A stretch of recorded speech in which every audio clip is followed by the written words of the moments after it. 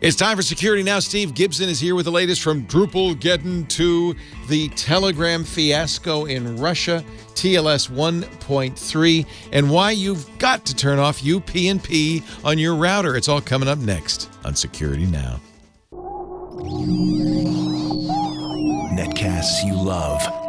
From people you trust. This is Twit.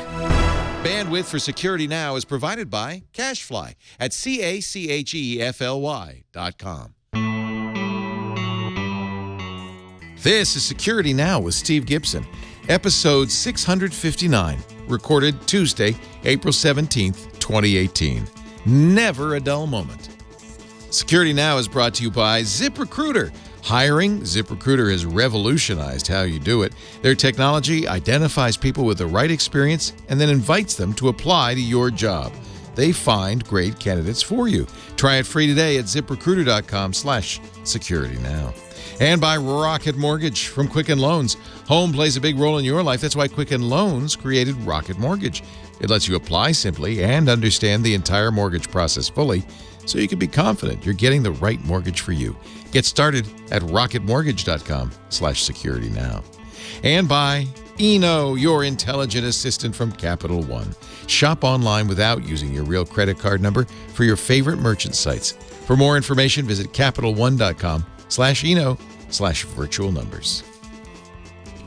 It's time for Security Now, the show where we protect you and your loved ones online through the good auspices, the good offices of Mr. Stephen Tiberius Gibson. Although I might now want to call you Dr. Smith.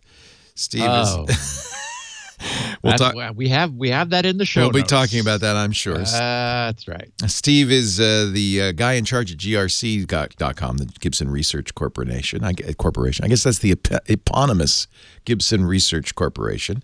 He's also the master in charge of Spinrite, the world's best hard drive recovery and maintenance utility. And for the last 10, 11, 12 years, he's been filling us in on what's going on in computing. Hi, Steve. Hey, Leo. Great to be with you again. Elaine had a question from last week's audio, because I guess I made a comment that Spinrite was, we were talking about bugs and updating, and I said Spinrite was bug-free. I said like 14 years old. But she immediately put her brakes on because she's listening to all this. She says, wait a minute. Isn't it like 30 years old? What? What I meant to say was Spinrite 6 was completed in 2004. And so here we are in 18, and we're getting ready. I'm getting ready, of course, everyone knows, to start returning to and moving Spinrite 6 forward as soon as I get Squirrel put to bed.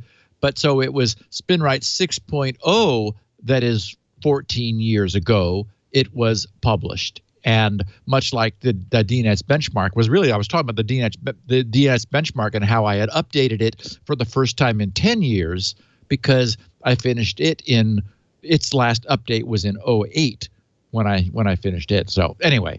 Yeah, you're saying the current version of Spinrite is that old. Yes. Which is remarkable for any software. Exactly. Yeah. And I didn't have there was like lots of news. Lots of news. And so it's almost a good thing, a blessing, that there was no one huge dominant take up half the podcast story, because then we wouldn't have been able to get to everything. And there was just lots of interesting things. So I called this episode 659. I just labeled it Never a Dull Moment. That's the truth. And boy, so we do have AMD's release of their much anticipated and somewhat long awaited, although hopefully they won't stumble out of the gate the way Intel did, their microcode updates for the Spectre Variant 2 problem, which cannot be fixed without hardware fixes in the processor by the operating system working in conjunction with the processor. So that just happened. We have some details about the very messy end of Telegram Messenger in Russia that we've been tracking for the last few podcasts. The on-time arrival of Drupal Geddon 2. It happened exactly as we anticipated it was going to. And so we've got that. Also, Firefox and TLS version 1.3, a new and widespread UPnP proxy is what Akamai is calling these attacks. Microsoft's reversal on its no longer providing Windows security updates without AV installed policy, which they announced at the beginning of the year. I mean, I remember we were all like, what? What? So the idea, well, we'll talk about that in a minute. Google Chrome has made a decision, which they announced, to start as of October, which would be Chrome 70, to prematurely remove HTTP cookies, which is understandable, but I know, kind of controversial. Yeah. So we've also got the so-called Android patch gap, where Android OEMs have been discovered to be lying about how well patched their phones are. A renewal of worries over old and insecure Bitcoin crypto, new attacks on old IIS, a WhatsApp photo that was cleverly used by police for forensics, an IoT vulnerability straight from our "you can't make this stuff up" department, and more. So, yes. As I said, never a dull moment. Yes. So, yes, he says. And some miscellany and a fun note, not a testimonial about Spinrite this week, but someone who's been he was waiting to give one, and finally he got tired of waiting. So anyway, lots of fun stuff. Sometimes the best testimonial is I don't really ever have to use it. I just everything works. That's actually kind of what he said. It's like, okay, I haven't needed it. I just spin right ahead of time, and everything's good. That's right. Our show today brought to you by ZipRecruiter. If you're one of those people who does the hiring at your company, pat yourself on the back, because that means you're the person that builds the company, builds the pieces that make a company. Company is really, in its purest form, all any company is the people who work at that company. It is getting people together to work toward a unified vision, and a group of people doing that. It's one of the great inventions, frankly, of the modern era. The people who can do that are much more powerful than any individual, but it can be a house of cards, because if you get the wrong people in your company, they can tear the whole thing right down. The right people can take your company to the moon. The wrong people can bury it, and that's why hiring is, in my mind, the most important part of building a company. Every business needs great people. And I'm betting if you're doing the hiring, you also believe that every business needs a better way to find the perfect person, something than just, putting your job on a job board and hoping and praying. Let's assume, I think this is a safe assumption, that somewhere out there is the perfect person for your job opening. How do you reach them? How do you maximize your reach? Well, ZipRecruiter knew there was a better way. They built a platform that finds the right job candidates for you. It starts with posting 100 on your job on ZipRecruiter, which posts it then to 100 plus job sites. So it sends out the word. But the other thing to keep in mind is that ZipRecruiter already has tens of millions of current resumes. So as ZipRecruiter learns what you're looking for, it can identify people with the right experience. It does this all automatically. They don't use the word AI, but honestly, it's kind of like that. And then ZipRecruiter invites them to apply to your job. This has revolutionized how you find your next hire. 80%, this is the salient fact, 80% of employers who post a job on ZipRecruiter get a quality candidate through the site in just one day. Now, if you're shorthanded right now, you need ZipRecruiter. You could fill that position like that. And ZipRecruiter doesn't stop there, by the way. They even spotlight the strongest applications you receive. All the applications, they don't go to your inbox or ring your phone. They go into the ZipRecruiter interface, at which point ZipRecruiter goes, automatedly goes through them and highlights the best candidates. So you never miss a great match. It pops right out at you. Look, the right candidate is out there for that opening you've got right now. You need to use the right tool. You need to use ZipRecruiter, because ZipRecruiter will find that person. Businesses of all sizes trust ZipRecruiter for their hiring needs. Right now, you can try it absolutely free. There's no reason not to use it. Go to free. That's a pretty good price. Go to ZipRecruiter.com/securitynow. ZipRecruiter.com/securitynow. The smartest way to hire. ZipRecruiter.com/securitynow. We thank them for their support, and we've used them. We thank them for helping us build a great company. All right, Steve Gibson, I'm going to get the remote control out and turn your brightness up a little bit because you need every bit of. I'm a little dim you need today. Every bit of brightness you got today. A little dim. We're talking for those not watching the video. Steve's on a big screen. I feel like it's a Star Trek view screen behind me. And we gotta give him over your left shoulder. Yeah, we gotta give him some brightness. Go ahead. You can talk while I brighten you up. Well, so anyway, yes, thank you. Our picture of the week, it's actually about a story we will get to in a little bit, this UPnP proxy. But I liked it. This was part of the report that described this particular exploit.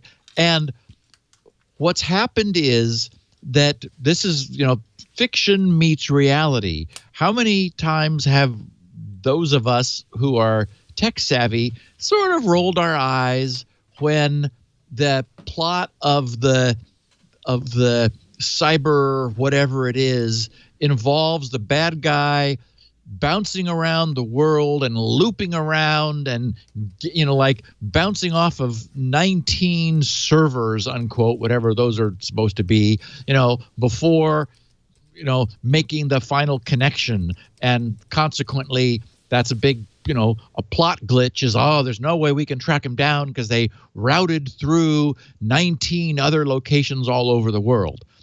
Well, that got a lot easier. And this picture from this report that we'll be covering in a second shows an attacker, location unknown, connecting to a virtual private server that then hops through 3 so-called proxy routers, which anyone looking at the picture will sort of recognize as, I have one of those on my shelf. And that's exactly the point, is it turns out that something that we have long warned of, and it was episode 358 or something, I have it in the show notes, and we'll get to it a little bit later. We warned our listeners to turn this thing off. Well, it's now being abused widely to turn individual SOHO, small office, home office routers, regular residential consumer routers, into basically sort of the grand central of bad guy traffic. So I thought this was a great picture because it demonstrates that, yes, what once was sort of fanciful, and it's like, okay, well, maybe super advanced hackers could pull this off, but, this is not really going to happen in the real world. No, now, I mean, you too can do this from the comfort of your couch or your mother's basement or wherever you happen to be. So anyway, sort of a fun picture we will get to. And Leo, for the first, this actually, I was going to number this 0, except we don't have 0. Our show notes items are not numbered. So, but it actually, believe it or not, is the case. Today, April 17th, I guess as a consequence of the fact that April 15th fell on a Sunday, that must be why. Yeah, and Monday was like Emancipation Day in Washington, D.C., so that would be Tuesday. Yeah. So, in the U.S., for those who are not in the U.S., our so-called Internal Revenue Service, the IRS, this is our tax filing deadline date for the 2017 calendar year. And one of the headlines I got a kick out of said that the IRS's e-filing system is, wait for it, overtaxed. Yeah. That just sounds like a clever headline writer, because what I saw was that the IRS didn't know why it wasn't working. They don't. Yeah. No. So it may not be overtaxed. It may be something else. Under attack. Yeah. Yes. Yeah. So basically, our U.S. e-filing system, which one would expect to be heavily used, is not been working well all day. And as we know, it is extremely difficult nowadays to keep a system online that for which there's any reason for bad guys to want to have not be online. There's so many ways now with DDoS amplification attacks and the ready availability of things that can attack in order to launch these attacks that, I mean, as we've been talking about, it could be some 15-year-old in Columbus, Ohio, right? Yes. It doesn't have to be a nation state mounting an attack against the IRS in the U.S. and probably isn't. It's just somebody who says, hey, this is the time that lots of people are going to try to be filing their taxes at the e-filing website. So let's just take those guys offline. And if that's the case, I mean, we don't know. But I guess there was some IRS person was giving testimony in front of Congress, and that's kind of not a big high-profile issue, just some meeting somewhere. And one of the Congress people said, "So, do you know that the e-filing system is offline right now?" And he's like, "Oh, well, yes, we're looking into that, and we expect it to be back up later today," which apparently they have no idea what's wrong. Oh, and it's been 8 hours, at least last time I checked. And it says that it's a planned outage. No, and so that's not true. No, I saw a screenshot. That seems stupid if you plan an outage on tax filing day. Wouldn't that be bad planning? Oh, man, I wouldn't put it past them. It said April 17th, 2018, planned outage. So, which basically means it wasn't planned, but they have but the message was planned to appear and declare that it was planned. Unbelievable. So yeah. Clearly not planned. We didn't plan. Okay, so we have AMD having last week published the updates for microcode for all of their chips since 2011. So that's dating back to, how everybody's got these code names for their chips. These are the first Bulldozer core products introduced in 2011. So from Bulldozer on, there are now somewhere, which isn't to say that it's actually in anyone's AMD chips yet, but supposedly, so those patches are available. They were supposed to be released last Tuesday for the Windows 10 version 1709, the Fall Creators Update, which is where we still are, the most recent official version of Windows 10. And do you have news, Leo? Because I know you and Paul and Mary Jo were talking last Wednesday about when the spring update was, or whatever it was going to be called. So Spring Creators Update? First of all, it doesn't have a name. It's 1803. Okay. The other thing is that Paul and Mary Jo said, no one at Microsoft said it was going to be Patch Tuesday. Everybody just assumed it was going to be Patch Tuesday. So Microsoft never said it's coming out then, nor so they're not late. In other words, right? Although they did say there was no promise made. Yeah, there was a delay.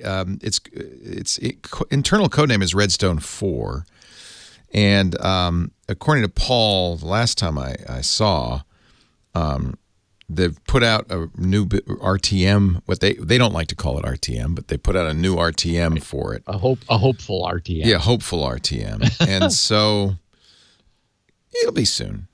Okay. Well, so it'll be soon. Aside from that, it was supposed to be the case that last Tuesday's Patch Tuesday existing version of Windows 10, which is 1709, right, that added the mitigations and the Spectre variant 2 for the AMD chips, which is to say they had provided those to Microsoft, and just as Microsoft has incorporated the Intel microcode patches into an earlier release of Windows. That was supposed to have been done for AMD. Now, I have a laptop with, and I forgot what it was now. It's an AMD 64 something 5000, M4 5000. I don't remember now what it was, but I think it was only like 2013. So I would have expected it to be swept up in that. I did the update, I checked, and it's not showing this as fixed. However, there are developer guidelines now that have also been published, which enumerate the changes in the chips, the CPU ID bits, which can be queried to determine whether it's got the updated functions. So the point of all this is that as probably tomorrow, I will, as I have been recently, return to Inspector and add support for these new functions, which are now documented in the developer docs, which will allow my Inspector app to tell users whether their chip has been updated, and presumably Microsoft won't update the firmware unless they're also updating the Windows OS to support it. So anyway, I guess it was last week that we talked about the final for Intel, on the Intel side, the final list of CPU IDs which like had Intel's updates, and controversially those that did not. And I did then rev Inspector to release 8, where it is now, with knowledge of that. So there's another line in the little summary screen at the top of Inspector telling you whether microcode updates are available, which is different from whether they are actually in effect for your chip. So that allows you to see whether there's hope if you're on the Intel side.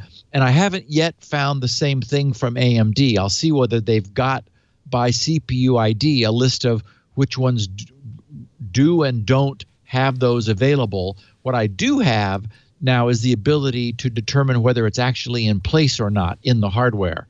So I plan to be updating Inspector. It would probably be release 9 to incorporate that additional information. But so for what it's worth, AMD's finished that. They did it all at once. It's supposed to be from Bulldozer on, which was 2011. So Microsoft will probably be incorporating those. I'm sorry. Microsoft has said they did, although I haven't seen it.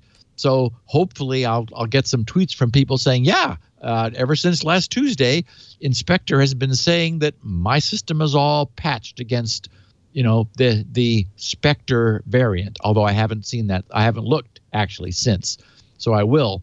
But remember, separate from this, we still have the Rise and Fall, Master Key, Fallout, and Chimera vulnerabilities, which came to light last month.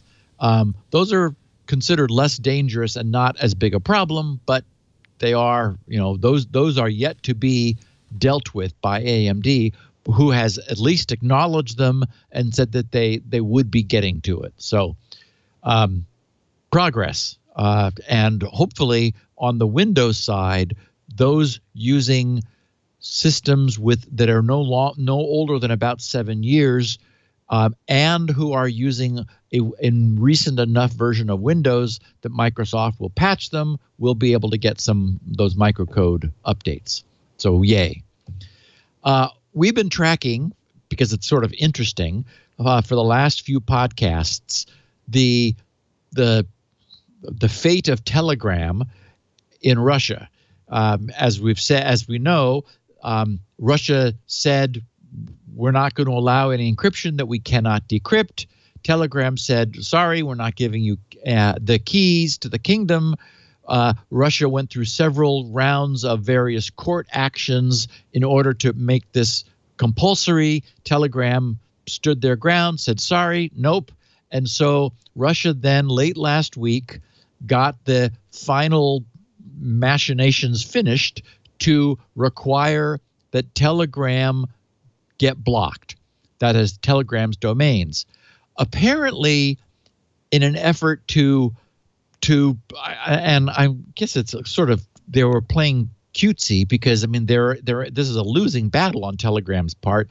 Telegram moved a bunch of their IPv4 IP addresses deliberately into net blocks being used by Amazon's AWS and Google's cloud platforms. As a consequence, Russia, using a rather blunt instrument, blocked 15.8 million IPs on those Amazon and Google cloud platforms. Oh, Lord. Yes, and I have them in the show notes. They are, I mean, it is a massive block. So, you know, in network terminology, if you have a network with a /16, that says that the high 2 bytes is the network, and then the low 2 bytes are typically .0.0, meaning that all addresses with any of the lower 2 bytes are part of this block. Well, this isn't quite that bad. It's a /15, but there's 3 /15s and a /14, meaning that basically 4 different networks, each one being specified by 2 bits plus one, the highest order bit of the third byte, have all been blacklisted. That is just blacked out. So that ends up being 15.8 million IPs, which unfortunately, because many, many, many other Amazon and Google services were occupying this huge region of IPv4 space, all kinds of Russian retailers and non-Telegram services, credit card processing, it just created a huge, and is still a huge upheaval. There's been a tremendous, this happened yesterday. And so it's been a tremendous problem in Russia because they were just going to say, no, we're not fooling around here. We're blocking all of this.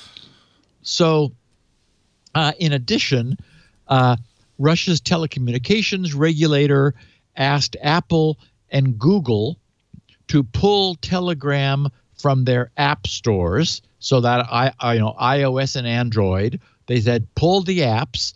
They also requested the side loading site APK Mirror to cease serving Telegram, which would probably be the first alternative for Android users should Google comply, as I would imagine they would, and pull Telegram from the Play Store if they can do so for Russia's view of the Play Store. And also the telecommunications regulator for Russia also urged VPN providers to prevent Telegram messages from getting through. So, right now there's a mess over there. I don't know what Telegram's position will be. I mean, they ought to just give up. I mean, they should have seen the writing on the wall. There was some comment that I encountered where Telegram said, well, they're considering doing a peer-to-peer messaging system, but no time has been set for that happening. And the New York Times, in their reporting, noted that the ban on Telegram would put the Kremlin in a slightly awkward position because many inside the government, including those in President Vladimir Putin's press office, use Telegram themselves. So Russians' foreign ministry has announced its intention to move over to the Viber messaging app. Viber claims that it is completely encrypted as well, but presumably not so much. Or, I don't know, maybe we'll go through the same dance again. But, it's been interesting to watch this. As we know, this happened with Telegram in China, where Telegram is now blocked in China. Now it's happened in Russia. And, the problem is that someone trying to run a service in direct opposition to the government that controls telecommunications within that space, they're going to lose that battle. So it's, I guess I'm somewhat at a loss to understand what Telegram thought they were doing, except just, it's not expensive for them to fight Russia. So I guess they've decided, well, we'd rather fight than just go quietly. So fine. Still, Telegram is gone from Russia, essentially. Not unsurprisingly. And we've also been following from the start what has been called Drupalgeddon 2. Remember that Drupalgeddon 1 was a very bad SQL Server exposure that Drupal suffered years ago. Now we've got essentially what is regarded as a 25 out of 25 in the NIST's ranking. So the highest level of critical rating. This is remember that they gave a 1-week notification. The Drupal team did 1-week notification that on a Wednesday they were going to be making public the details of patches for both the 7 and the 8 series, as well as the 6 series of Drupal, even though it had long since stopped being maintained because there were still some version 6s online, and this was that bad. So the problem with patching is, especially with something like Drupal, where it's possible to analyze it and figure out what was done, is that the next day, the day after, on Thursday, Checkpoint Research came out with and there wasn't any, it wasn't like any great explosion of surprise. They said, okay, here's what happened. Here's what was done. Since it was patched, it was in the public, it was available to everyone. And so that produced full details. Immediately afterwards, GitHub began hosting proof of concept demonstrations, and now many security outlets are reporting that Drupal sites are 1,000% predictably under attack. So we have a remote code execution, an RCE, for unpatched Drupal 6, 7, and 8.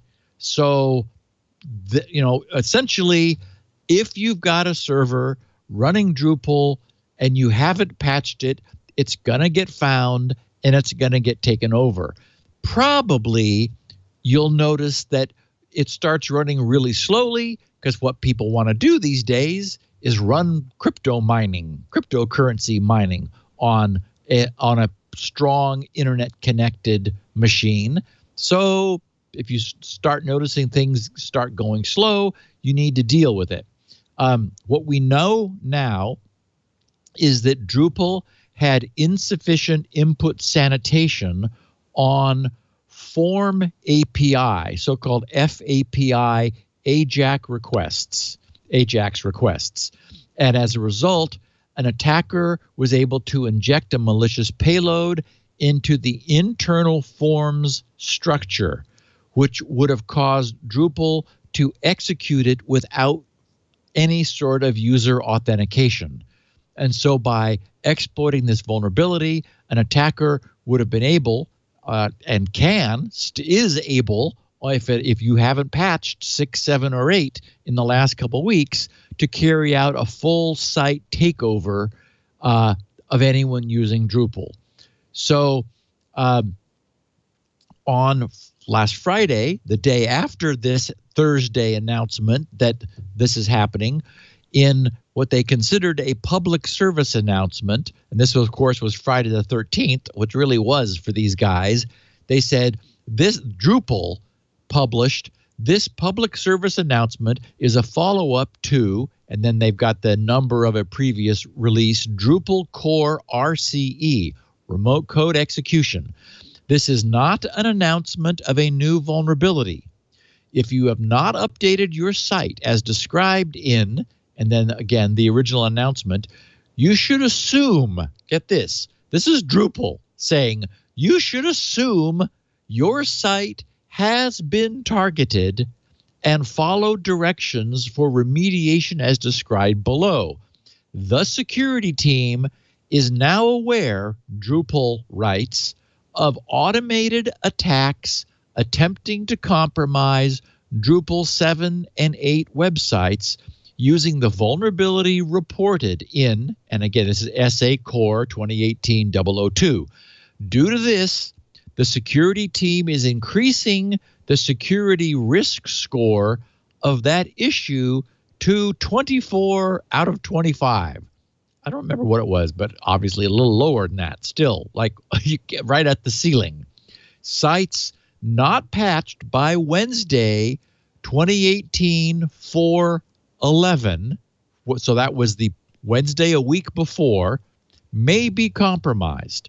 This is the date when evidence emerged of automated attack attempts. That is the same day the patch was announced. It is possible targeted attacks occurred before. Simply updating Drupal will not remove backdoors or fix compromised sites. If you find, they write, that your site is already patched, but I had to do a double take on this one. If you find that your site is already patched, but you didn't do it, that can be a symptom that the site has been compromised, meaning that the attackers are closing the back door behind them after they already get in to keep anybody else from coming in and pushing them out. Some attacks in the past have applied the patch as a way to guarantee, Drupal writes, that only the attacker is in control of the site. So it's hard for me to imagine that somebody listening to this wouldn't have also been listening to both of our previous 2 podcasts where the urgency of this was made very clear, even when it was still a week away from being known. But somebody would have been very ready. So what they are reporting is that it looks like these automated attacks are closing the back door behind them, patching this so that they alone are there. Therefore, if your site appears to be patched and you didn't do it, that's additional reason to worry. And I don't know for a fact that they're installing cryptocurrency mining, but that's what people are doing these days. So if you suddenly see that your CPU utilization has jumped up, that's a good reason to suspect also that this has happened. So, this unfortunately is now the model for vulnerabilities being discovered on the internet. It was discovered, they got the patches ready, they pre-announced to everyone, get ready for a patch for which we expect to have exploits immediately follow. That happened, the exploits happened, now they're underway, and sites are being taken over. So I hope, if by any chance you are a Security Now listener and you skipped a couple weeks of announcements and you somehow didn't already know that your Drupal site needs to get patched, don't wait any longer. And assume you've been hacked. And yes, you really do. At this point, it's not difficult to find you, to check your version, and to insert an exploit if the back door hasn't been closed by somebody already beating somebody else in. Yikes.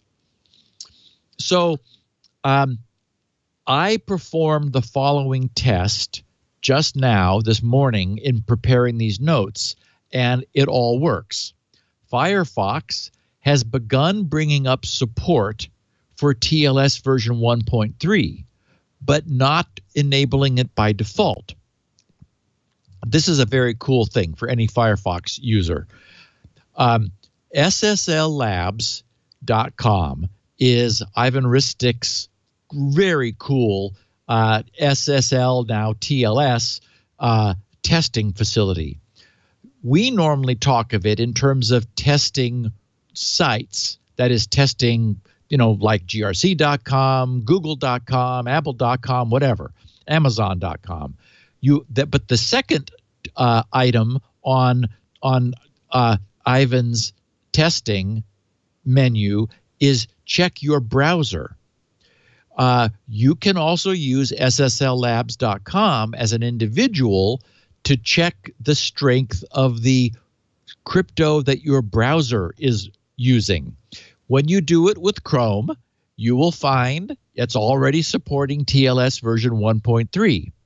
When you do it with Firefox, you will find TLS version 1.2.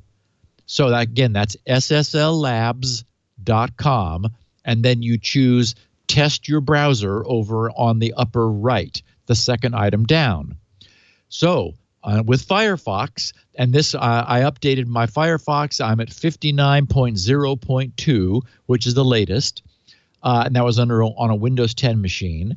You'll see that your browser supports version 1.2. Go to about:config, put about:config in the URL bar of Firefox, and hit enter.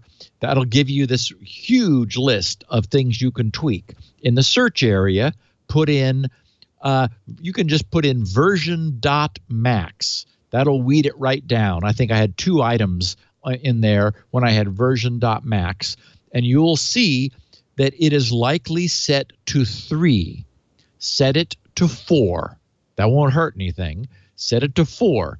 You don't need to restart Firefox.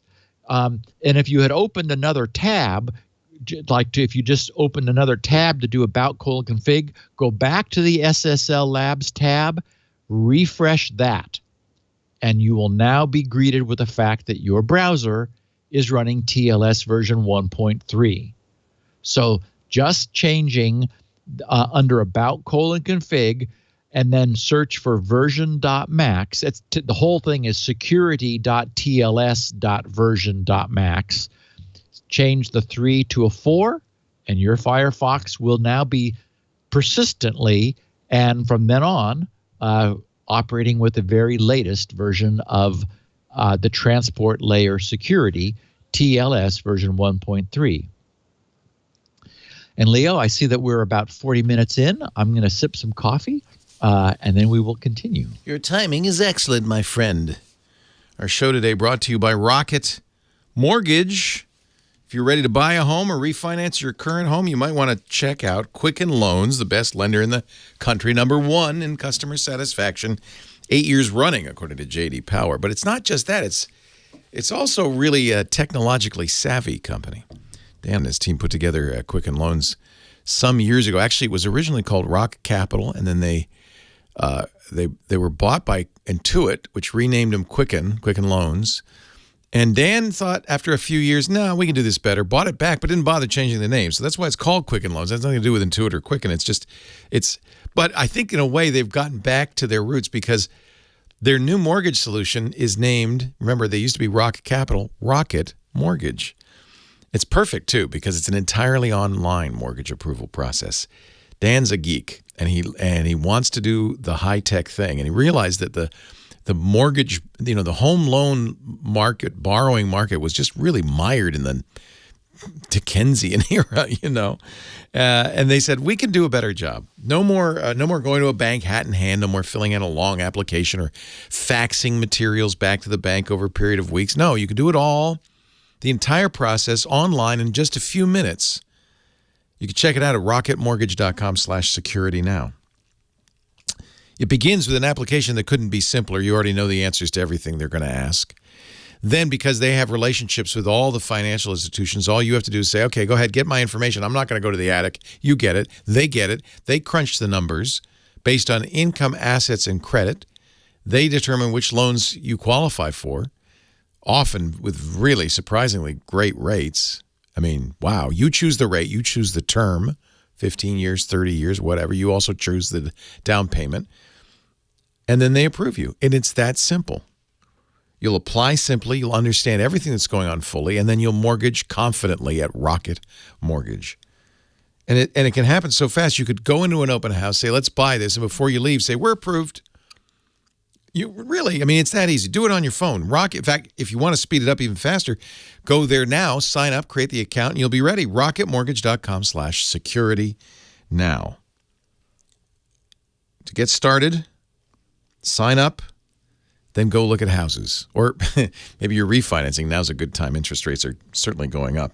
rocketmortgage.com/securitynow. They're an equal housing lender licensed in all 50 states. NMLSconsumeraccess.org, number 3030. rocketmortgage.com/securitynow. We thank Rocket Mortgage and Quicken Loans for making this show possible. And now back to Steve Gibson. The recaffeinated Steve Gibson. Nicely caffeinated. He's nicely caffeinated. So Akamai is calling this UPn proxy. And of course, we recognize the first four letters, UPnP. I'm speechless. Years ago, we talked about this. And we were stunned that UPnP, the Universal Plug and Play, aka Universal Plug and Pray protocol, which was only ever intended to be a function or a feature on the inside, on the LAN side of consumer routers. And even then, it was a worrisome idea. This was Microsoft's solution, essentially for Xbox to be able to make itself available behind a NAT router. The idea being that and it was a zero configuration solution. Anytime you hear the words zero configuration, that's when you should start worrying, because if nobody has to configure nothing, then the bad guys don't either.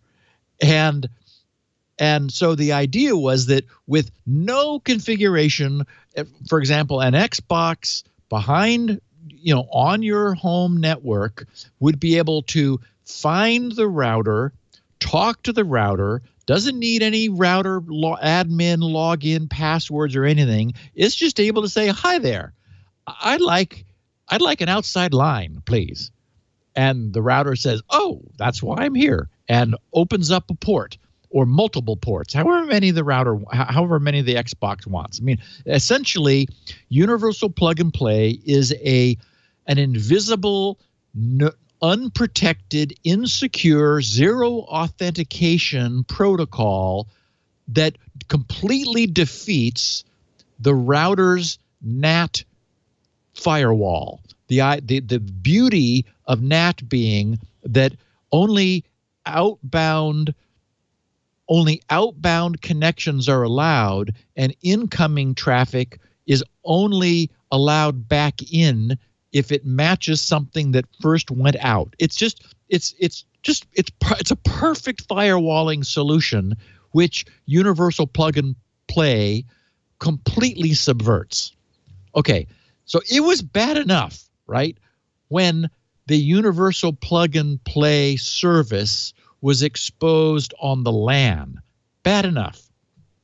As we covered years ago on Security Now episode 389, it came to our attention that many routers had not bothered to restrict it to the LAN and also had it available on the WAN, which, I mean, there are no words. It's unbelievably insane.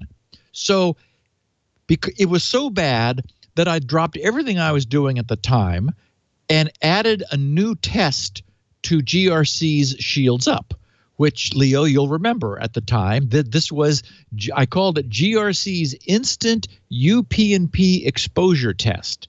And I want to remind everyone about it so that everyone can make sure that it's still like that anything that they've done since then hasn't caused this to be reopened for them, because there are many routers that currently are still doing this today.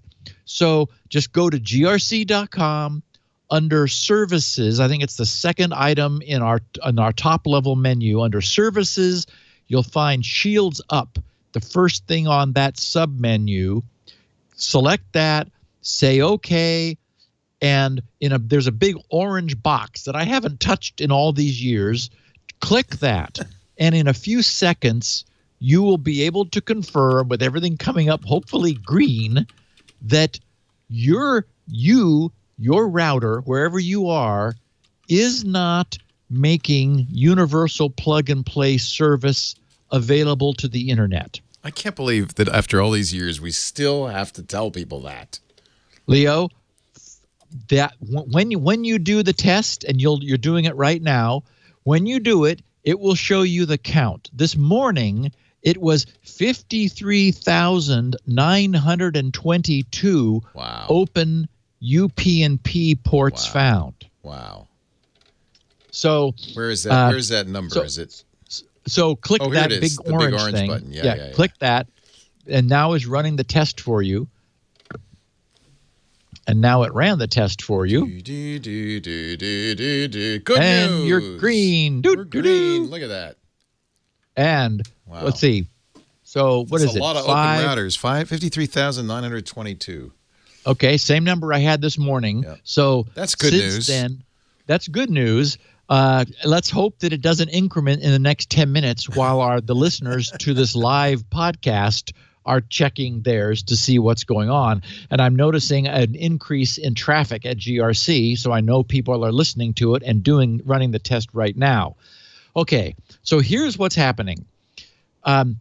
Because there are so many, an unbelievable number of routers exposed, Akamai did a test using their network resources. They have detected more than 4.8 million routers that expose various UPnP services through their WAN interface. That number should be zero. There is, it's an absolute mistake it's amazing to me that this is still happening. And Leo, there is their white paper that I've linked to in the show notes has toward the end a list of routers which are today as a consumer benefit, they posted a bunch of like the list of routers they have identified which are still doing this. There are a bunch of ASUS routers, unfortunately, and there are some of the my favorite Ubiquiti routers, not the one that we've chosen, but some of the wireless routers still have this available. So if you page down through that PDF, Leo, that you've got on screen right now, you should find, I think toward the end is their list. They fully document this for anybody who's interested, and then they show the various routers which they have identified which are exposed. So the point is that when routers do this, you can normally disable it. You can normally turn off, and it should never be on. It shouldn't even be an option, but hopefully you can turn off universal plug and play on the WAN interface. there is no valid reason for having that exposed. So for some reason, a lot of ASUS routers do offer it. Frighteningly. Yeah, sometimes you need it for outbound traffic. Famously, this was created for the Xbox by Microsoft. That's who made this, so that the Xbox could connect to could create an Xbox server, and you could play games with people, and they could have inbound access. But that's not WAN access. That's a very different thing. Correct. Yeah. Correct. So anyway, I just wanted to make sure. So what's happened is, because there are millions of SOHO routers with UPnP services exposed, and because universal plug and play can be used to create a NAT mapping, not only are you able to map from an inside IP and port to an outside IP and port, you can arbitrarily, basically it's known as packet rewriting. You rewrite the destination IP of incoming packets. Normally they would be rewritten to an IP destination inside the LAN. So for example, that's where the Xbox would be. And so we would say, packets coming into this port on this router get rewritten to 192.168.1. Whatever the Xbox is. You can, however, establish packet destination IP rerouting to any IP you want. What's happening is these routers are being used to bounce incoming traffic back out.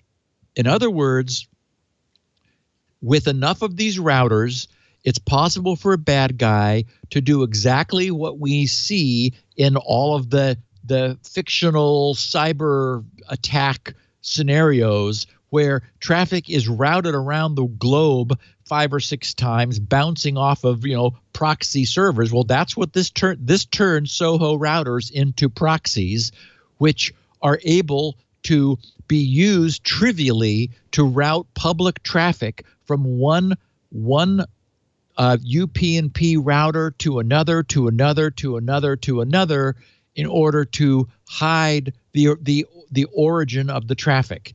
And once there's nothing to prevent multiple bad guys from all doing this simultaneously on any given user's router, meaning that your router with UPnP exposed becomes a little grand central station of malicious traffic bouncing off of your WAN interface in order to obscure and hide whatever these bad guys are doing. And of course, the problem is when this gets traced back, it gets traced back to you, to your IP or the one you had at the time. So it's better not to have to explain to the authorities that, you weren't the one who was originating this traffic. Just better to have this shut down and not have an open router. So use GRC's quick universal plug and play test to verify that no response is coming from the UPnP service port on your WAN interface. It takes 5 seconds to do it, and know that you're okay. And if you're not okay, then absolutely change routers, update your firmware, turn off universal plug and play on the WAN interface if that's an option. And boy, you certainly have my endorsement in scolding any router manufacturer. I don't know what ASUS is thinking, but as I recall from the Akamai document, that there's like a huge block of ASUS router models that have universal plug and play exposed. So that can't be a mistake. That's a policy decision, and which that makes me scratch my head. In January of this year, when the Meltdown and Spectre attacks became known, Microsoft gave us the first mitigations to those attacks that they were able to in the January updates for Windows. And somewhat puzzling at the time, and certainly controversial, was their decision to announce, well, the announcement of their decision and the decision that they would no longer update Windows unless a specific registry key was present, which their AV solutions and other AV solutions could create in order to assert that they were not going to crash people's machines, cause blue screens, and so forth. So, and I remember, you and I, Leo, were like, what? We were kind of scratching our heads, and I heard you talking. It's kind of a funky way to do it. It's like weird, yeah. Yeah. And so, and normally, because you had Windows Defender or Security Essentials or something, you were kind of probably going to be okay. But there were instances where Windows 7 might not have had something enabled, and suddenly Windows updates would stop, and you wouldn't get them anymore ever, or so we believed. Well, turns out that there was a lot of back pressure on this policy, and Microsoft learned that had not been such a good idea. So quietly, the March update for Windows 10 happened even if that key was missing. And last week, this April's updates happened even if that key was not present for Windows 7 and 8.1. In other words, that's no longer true now. Windows 10 and 7 and 8.1 are all now ignoring the key, whether it's present or not, and going ahead and doing updates. Microsoft, of course, now has to kind of backpedal and explain what. And so now they're saying, well, we've now been able to verify that no one's AV is actually causing a problem, or everyone's AV is now no longer causing a problem, or some nonsense. Anyway, basically, this is gone, and I just sort of wanted to correct, or I wanted to update everybody with where we stood, and the fact that this was now happily a non-issue, that everybody, no matter what version of Windows you're using, whether you've got a registered AV or not, you are getting Windows security updates. Oh, and Microsoft said in their notice that this change, in other words, undoing what we did in January, this change has been made to protect user data. Yeah. Okay. Right. Yeah. Okay. So, this is a little bit controversial in my mind. Google has announced that starting with Chrome 70, which is slated for still a ways away, toward the end of October 2018, that their Chrome browser is going to begin deliberately ignoring the requested expiration time on cookies delivered to the browser over HTTP. Now, as opposed to HTTPS. In other words, this is another pushback by Chrome using their market dominance and their position to make things more troublesome for non-HTTPS, non-TLS connected websites. So starting with Chrome 70, any website trying to present a persistent cookie, like a cookie with an expiration date set way in the future, will have it capped at 1 year. And their longer term plan is over time to proactively reduce HTTP cookie life down to as little as a few days. So I guess I have mixed feelings. This is clever because it's going to create some inconvenience for sites for sites trying to create statically persistent session cookies, like so that you can stay logged on without having to re-authenticate and re-log on. Typically, that's done with a cookie, and so, and most sites just say, "Oh, you're logged on until you log off," or and leave it at that. They do so by setting an expiration far in the future. Now, the reason I've sort of mixed feelings is that Chrome is also deliberately breaking the HTTP standard. I mean, they're just saying they're going to deliberately ignore and violate a long-standing standard. So I guess I understand it, but it makes me feel a little queasy.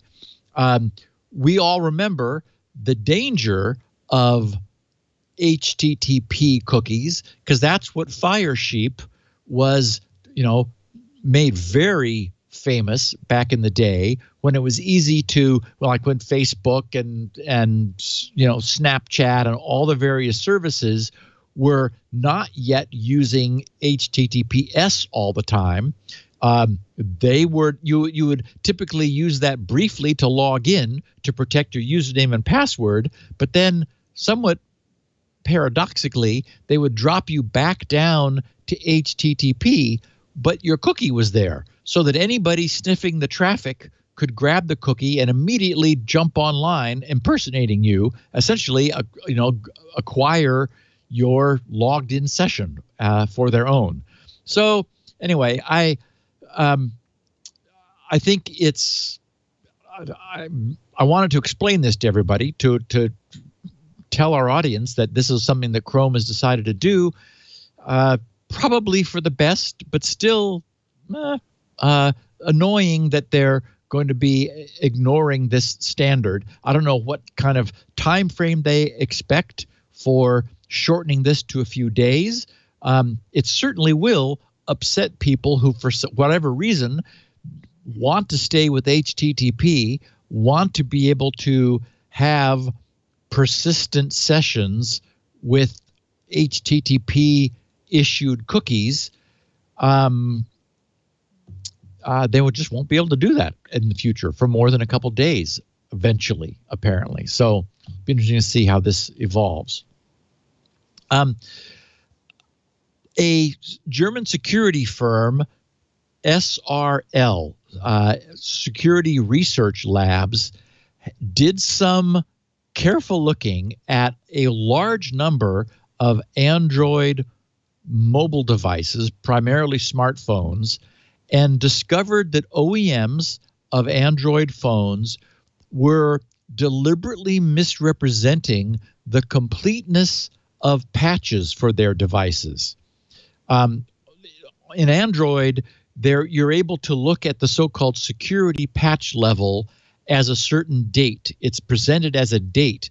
And the clear statement that is making is that your phone patched up to this date it incorporates all of the known problems earlier than that. Well, it turns out it's not even close to being true. So in an interview with Wired Magazine, the researchers at SRL, at Security Research Labs, said, quote, "Sometimes these guys just change the date without installing any patches." They said probably for I know. I know. Probably for marketing reasons, they just set the patch level to an almost arbitrary date, whatever looks best. Oh, that's terrible. Yesterday. We fixed it yesterday. Yeah, we're all, don't worry. Don't worry about that. Yesterday we're updated. That's got to be some crappy phones, though. I can't imagine. Okay, so here it is. They enumerate them, and in the if you follow the link, Leo, in the notes, you can get the detail because they have a nice little red colored chart. But 0 to 1 missing patches was Google, Sony, Samsung, and Wiko Mobile. Well, I wish they would say whether it's 0 or 1. That's kind of annoying. I know. There's a big difference between 0 and 1. Yeah. On the other hand, I got to think Google is 0, right? Yes. On the other hand, HTC, Huawei, LG, and Motorola are 3 to 4. Yeah, that's not good. No. And that is to say, they're claiming they are current, yet they are not. 3 to 4 missing security patches later than the date they said they are current to. Yeah. And then the worst at 4 plus was people I've never heard of, TCL and ZTE. Chinese companies, both. In fact, all of them, I don't know about Alps, but TCL, Oppo, and ZTE are all 3 Chinese companies. Yeah. Yep. Yeah. So, wow. And I don't know how to... Huh? What were you going to say? I just said, wow. Oh, yeah. Yeah. And also OnePlus, Nokia, and is it pronounced Xiaomi? Xiaomi. Another Chinese company. Xiaomi. I heard of them. Big Chinese, maybe the number one Xiaomi. Phone maker in China. Yeah. So Xiaomi, OnePlus, and Nokia, those are 1 to 3 missing patches, meaning none of them had 0. They were all missing at least 1. Yeah. That's ridiculous. So that's ridiculous. Yes. And they said specifically the above, that is that table I was reading from, focused on security patches for critical and high severity vulnerabilities that were released in 2017, still missing from their phones. You know, it's sad. Motorola's on here. It used to be a Google company, but now it's owned by Lenovo, and I have to think that maybe because it's owned by a Chinese company, it too is not getting updated. Yeah. Now, there is some good news. We've discussed previously that Google is aware of this problem. That is, because they're the main driver of this. They have a project underway called Treble, which is re-architecting Android to disentangle the OEM level customizations from the OS code, because right now it's necessary. Essentially, all of this stuff has to pass through the OEMs and be sort of backported into the stuff, into the OEM's own code blob, which then needs to be pushed out for their phones. So, and it's unclear if it's just lack of concern. Essentially, what we believe is that OEMs are unhappy because all they want to do is sell hardware. They want to sell, DVD players and, just consumer electronics, and just sell them and forget them. They don't. And so they're complaining about the burden of this constant updating, patching of the devices they've sold, which consumes too much of their resources because as it is structured today, it's involved to get these things patched. So Google's Treble project is recognized in recognition of this serious, significant overhead, is restructuring Android to separate the OEM junk from more of the OS stuff, which will reduce the burden on the OEM for these kinds of ongoing fixes. So Google's responding, and we can hope that as we move forward, we're going to get this whole process sped up some.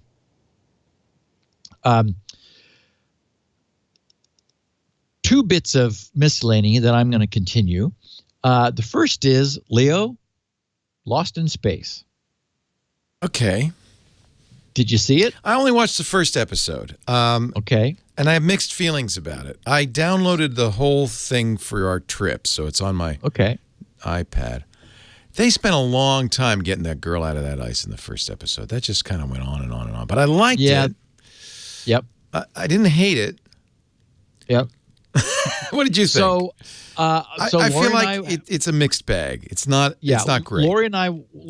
Yes, I agree. Lori and I watched all 10. Wow. So we did Oh, so you Friday, Saturday, and Holy Sunday. cow.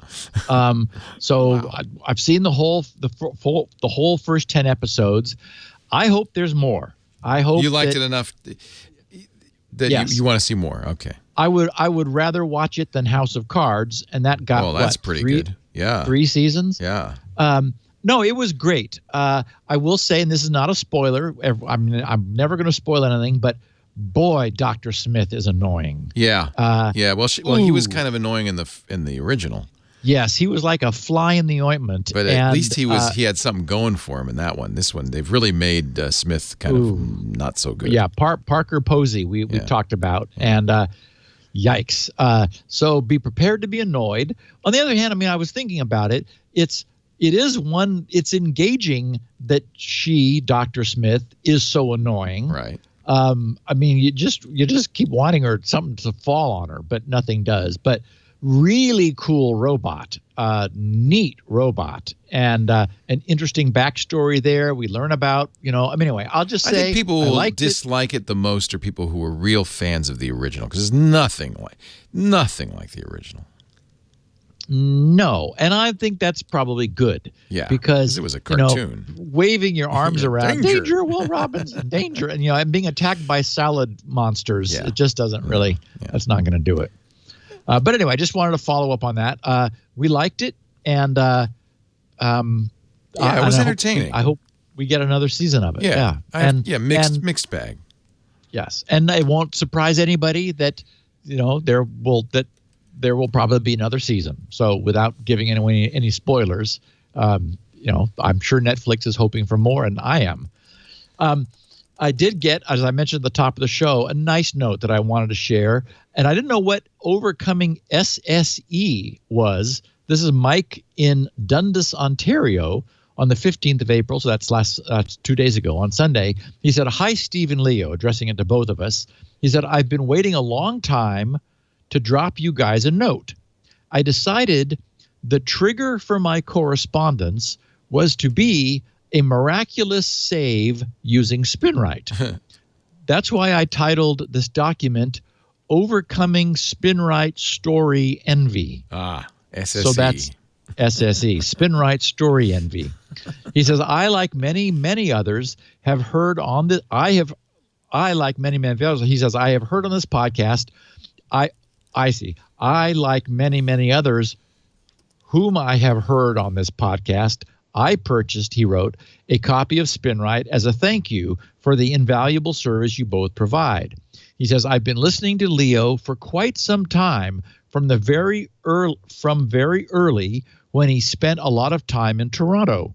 And of course, you and I were did too. there. That's right. Yeah. Yes, it was in Toronto that you proposed this podcast to me, in fact. I got on my hands and knees and proposed to Steve. So he says, "Thought I would give this new Security Now podcast a listen." He says, "You had me from the very beginning. I guess I am a snotter," he says, SN0. He likes his acronyms. ER. Yeah. A Security Now zero-dayer. Oh, I like it. Oh, a snotter. Yes. SNOD, a snotter. I'm using that. Hello to all you snotters. That's right. He says, "However, I've finally given up waiting for a drive to have trouble because I don't think it will ever happen to me personally." He says, "I practice Steve's hard drive hygiene." Exactly. Okay, he arranged not to do SHDH, which was Steve's hard drive hygiene protocol, to the point where I too have a dedicated Spinrite machine, and my daughter uses Spinrite as a verb. So he says, "Just wanted to say thanks and that you guys are the best." Wow. So, nice Mike, thanks for sharing. Leo, let's take our last break, and then we will wrap up our week. Indeed. And this is a good one for anybody who wants more security when they buy things online from Capital One. Security Now brought to you by Eno. Eno has a feature that I use all the time. Stop sharing your real credit card number when you shop online, start using Eno's virtual numbers. Whenever I see a credit card field, I'm in my browser and I'm going to buy something, Eno pops up and says, "Hi, I would be glad to make a virtual number for this site with the full credit card number, an expiration date that's always, interestingly, 5 years from now, and one of those security numbers." Automatically fills it in. Now, that number is now associated with that merchant and that merchant only. That's it. Of course, the merchant gets money from your credit card, your Capital One card, but they don't get your credit card number. They don't get any information about you. Your privacy is protected. You get access to all the wonderful things the internet has to offer without giving up your credit card number when you're online. And there's some real valuable reasons for this. If ever a merchant's compromised, and you hear about this all the time, it just happened with Panera Bread, right? You just delete the virtual number. It's kind of like those application-specific passwords. You can just revoke it. No good, no problem. It can't be used anymore. If your card is lost or stolen, and this is really good, there's that reset moment. We actually talked to the Senior VP of Digital E-commerce at Capital One, Tom Poole. And I said to him, Tom, one of the reasons I love this is that and people know this who watch the show, I've revealed my credit card number on shows in the past. Like I'm in the middle of paying something and it comes up on the screen, which means I now have a minute to immediately cancel that credit card number. But then I got the pain in the butt for the next few days of figuring out all the different services that credit card number is tied to and giving them a new number. Tom calls it the reset moment.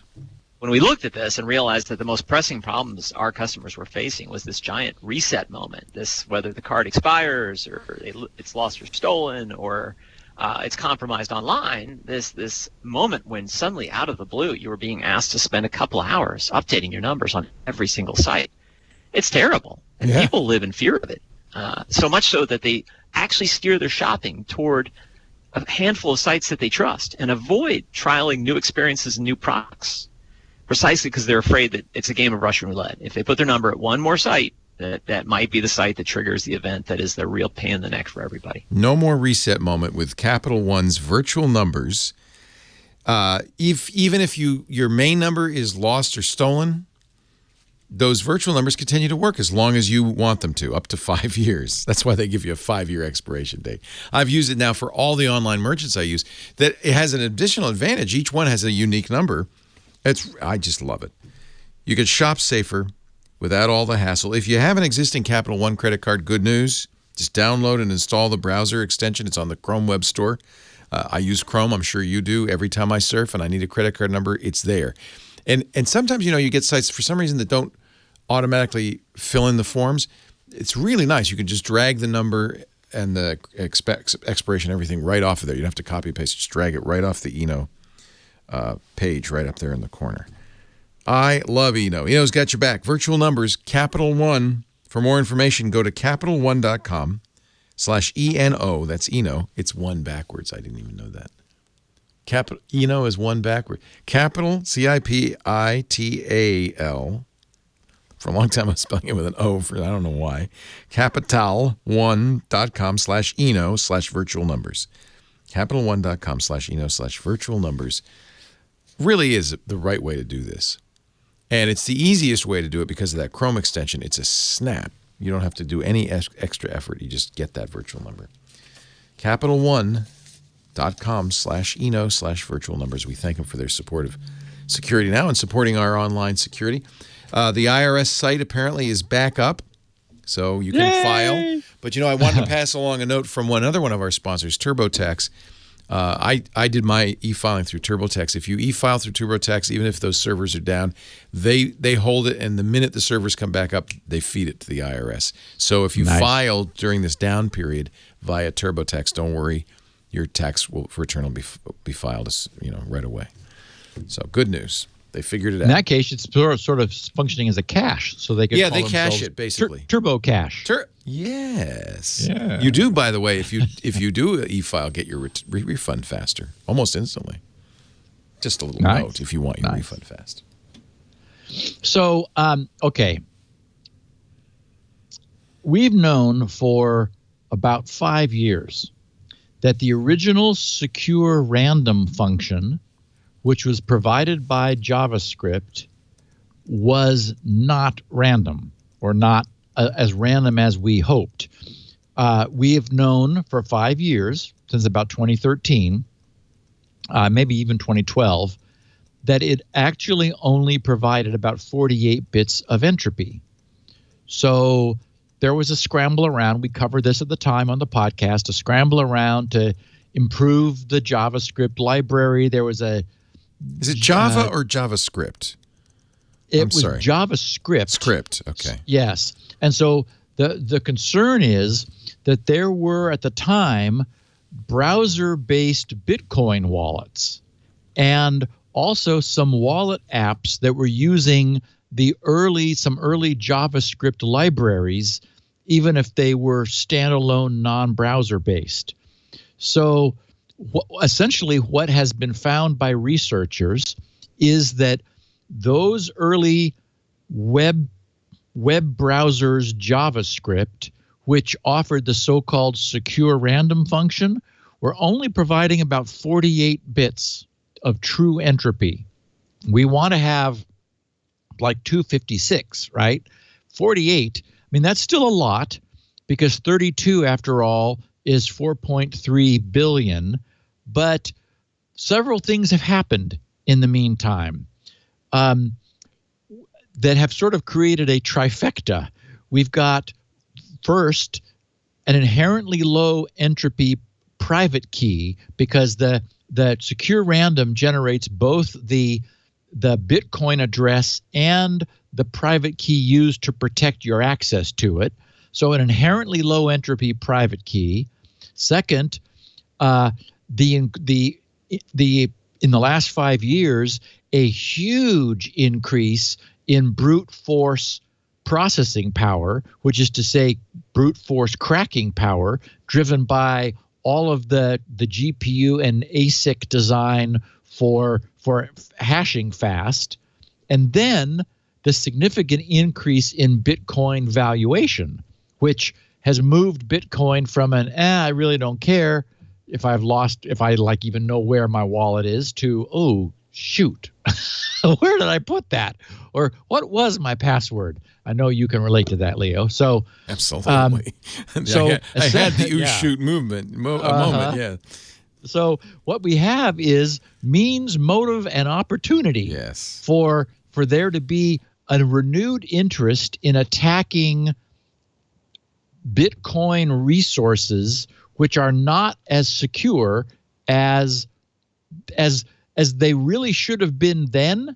But since then, it's gotten easier to attack them, and there's much more motivation to attack them. And as we've learned, the protection that they have is much weaker than was believed.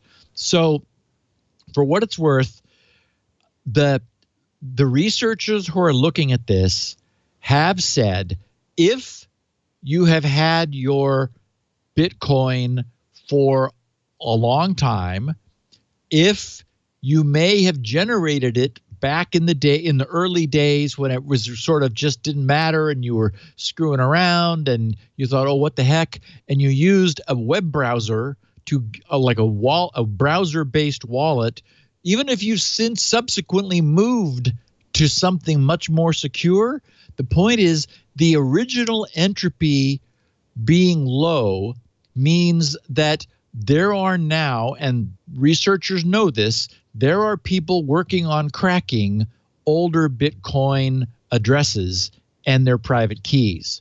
So finally, if you have a substantial sum in a Bitcoin wallet, which you have had for a long time and whose entropy, as I've just been explaining, you have reason to distrust, then it is probably worth creating a new Bitcoin address and transferring your balance from the old one to the new one and move into one with guaranteed known high entropy. So I just sort of wanted to pass that on as a public announcement. I know exactly where mine was synthesized when I first talked about it. It was a Windows-based wallet on a version of Windows with a known cryptographically secure source of entropy. So I have every reason to believe I'm okay. But if those multiple things fit you had it for a long time, it may have come from a JavaScript source, and you've got more money in there than you would like to lose, worth probably moving it to a new Bitcoin address, freshly created with a full set of entropy bits rather than a lower number. Or if you forgot your password, here's a chance to try to brute force it. And there you Right? go. Exactly. There's a silver lining. I hadn't flipped it over like that, Leo. That's a very good point. Indeed. And along the lines of things that people didn't bother attacking once, that they're now coming back to attack with new motivation, it turns out that, as we know, malicious cryptocurrency miners are looking around everywhere for any still exploitable places where they can install and run their mining software. And the devices must be connected to the internet, and optimally, they will be as fast as possible. And as we have been discussing, this, of course, places public internet servers among the ideal set of targets. So now, another old and long since known bug. It hasn't been patched because it's too old, but that doesn't keep it from being a problem. It's a bug in Microsoft's IIS version 6. IIS version 6 was the one that shipped with Windows XP and Server 2003. So old.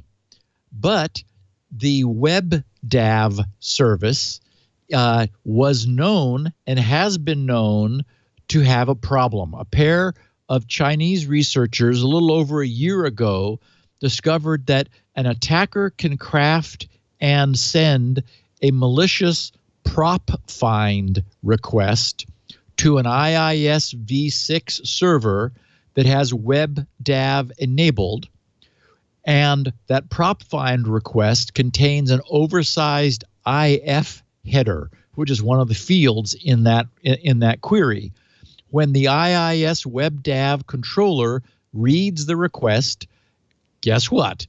Because it's oversized, it won't surprise you that a buffer overflow occurs, allowing attackers to deliver and execute code on the targeted server.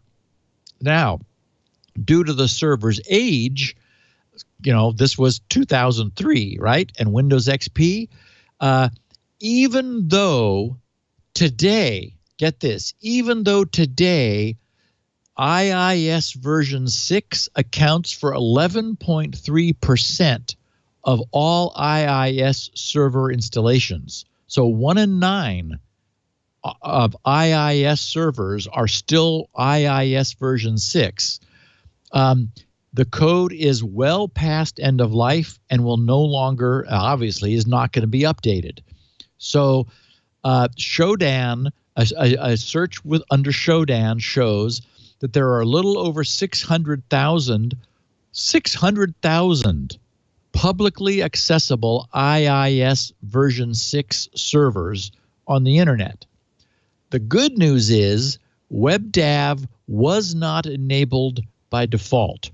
So most of those 600,000 publicly accessible IIS 6 servers do not have WebDAV enabled. But any servers that were using SharePoint Portal do have it enabled, so there are still plenty of them.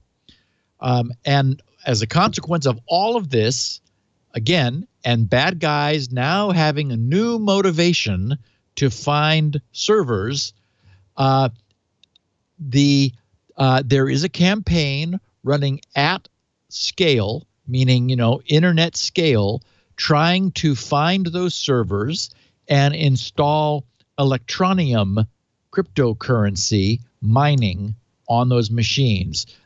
There are security firms tracking a campaign that is apparently being very effective, and so electronium is the cryptocurrency being mined by this campaign, installing itself into IIS-6 servers that are unfortunate enough to have WebDAV enabled. And there's potentially who knows how many. I think I saw something like 65,000 somewhere. So a substantial percentage of that 600,000 potential publicly accessible IIS servers. Yikes. And I was initially a little confused by a story about how a photo on WhatsApp of somebody's hand, which did not show their fingertips, was used as a new source of crime forensics. It was covered by the BBC and picked up by Bleeping Computer. The South Wales Police Chief Dave Thomas said that although the scale and the quality of the photograph proved a challenge, the small bits were enough to prove that the person whose hand was shown was the dealer of the drugs that were depicted in the picture. So over WhatsApp, somebody was offering some illegal drugs with the palm of their hand showing the various samples of these various pills. And although the picture wasn't enough to identify the person, because even in the photo you could not see the fingerprints, what somebody cleverly realized was that they could see a lot more. If you scroll down, I think there is a picture in their story, or maybe, I think it was the BBC's coverage. So if you can find the link to the BBC story, they show the picture where you can only see a little bit of the person's hand, but because they had suspects for the crime and knew who it probably was, what they were able to do was use the photo as a further source of confirmation. And what I was reminded of was our discussion about Tor, where, as we have noted several times in the past, when traffic goes into the Tor network, you never know where it's going to come out. And Tor is so popular now, and there are so many nodes that can be weakly linked, that if you didn't know where someone's traffic was connecting to, you'd be hard pressed to figure it out.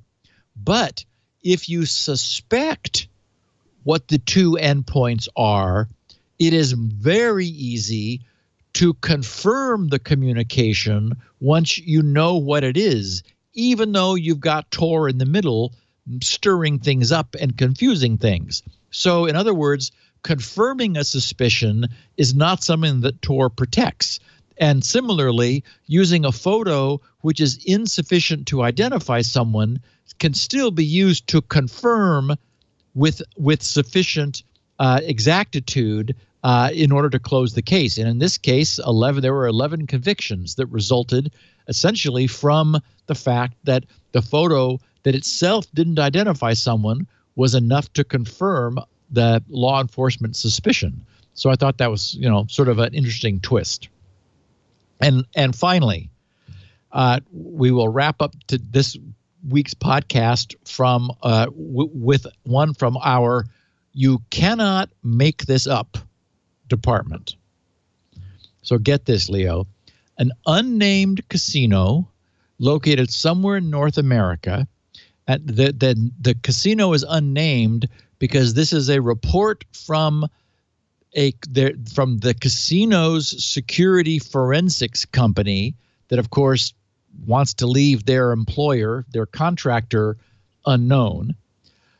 This unnamed casino located in North America had 10 gigabytes of its internal network data, including all of the casino's high roller database, exfiltrated to a location in Finland.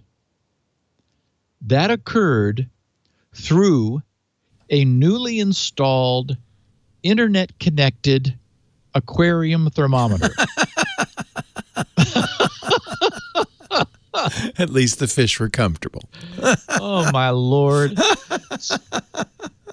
Nicole Egan, the CEO of cybersecurity company Darktrace, told attendees at an event in London last Thursday how cyber criminals hacked this casino through its internet-connected thermometer installed into an aquarium in the lobby of the casino. According to Egan, the hackers exploited a vulnerability in the thermostat to gain a foothold into the network. Once there, they accessed the high roller database of gamblers and additional information, then pulled it back across the network, out the thermostat, and up to the cloud. So that was a very busy thermostat for a while. It got really hot. And of course, yes. And this, of course, is a perfect and classic demonstration of the crucial need that we have often talked about on this podcast for network isolation and segmentation, that you really want to keep the security of things you can't vouch for or that may be suspicious, like your fish tank aquarium thermometer, which you just have to have on the internet after all to make sure while you're traveling that that your fish are comfortable. The good news is we are beginning to see Wi-Fi routers with multiple isolatable guest networks, and I think that's a great thing in this evolution. I was configuring a network the other day. It was actually an ASUS router, and I'm going to go back and make sure that it doesn't have its WAN port exposed after today's podcast. But and I must have looked at it when I was scrutinizing it, but I'm going to make sure. But it offered 4 isolated guest networks with options like allow guests to interact. And so you would turn that off if you don't need the various IoT things within your home to talk to each other, yet you want them to talk to the internet. And so I would, moving forward, look for routers for your home that support multiple isolatable guest networks, because I think this is going to be a trend, and think in terms of not visitors. I mean, yes, also visitors, but give a couple of your router's guest networks to your IoT devices. Let them have their own place to play, not on your main network. And you can imagine that this casino really wishes that they had done exactly that. So, very cool stuff. And as I said at the top of the podcast, such a great never story. A dull moment. Never a dull moment. It's the perfect name for this show. We're going to close the book on episode 659. You can watch this show, do it live in front of a live studio audience every Tuesday about 1:30 Pacific, 4:30 Eastern, 20:30 UTC. You can watch at twit.tv/live and join us if you do in the chat room at irc.twit.tv.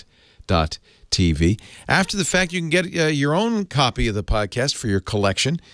Steve's got them at his website, grc.com, the Gibson Research Corporation. If you go there, you can download it. He's got transcriptions, a giant mug. God, Lord, that's huge. and a whole lot more at grc.com. While you're there, don't forget to pick up a copy of Spinrite, his bread and butter and the world's best hard drive recovery and maintenance utility. If you use it right, you never have to use it, which is kind of a paradox. Ooh. RITE. If you use it right. Yeah. Never have to use it.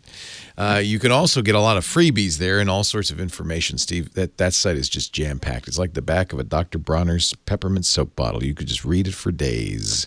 GRC.com. We also have copies of audio and video, so you can see Steve's giant mug in space. All you have to do is go to twit.tv/SN or get your on-demand versions by subscribing in your favorite podcatcher. That way you'll get And every Leo, we episode. should note to our listeners that you are off to Japan. I am on Thursday. So either Jason Howell or Father Robert Ballasar, I actually don't know. One of the other will fill in for me for the next couple of weeks. I'll be back May 7th.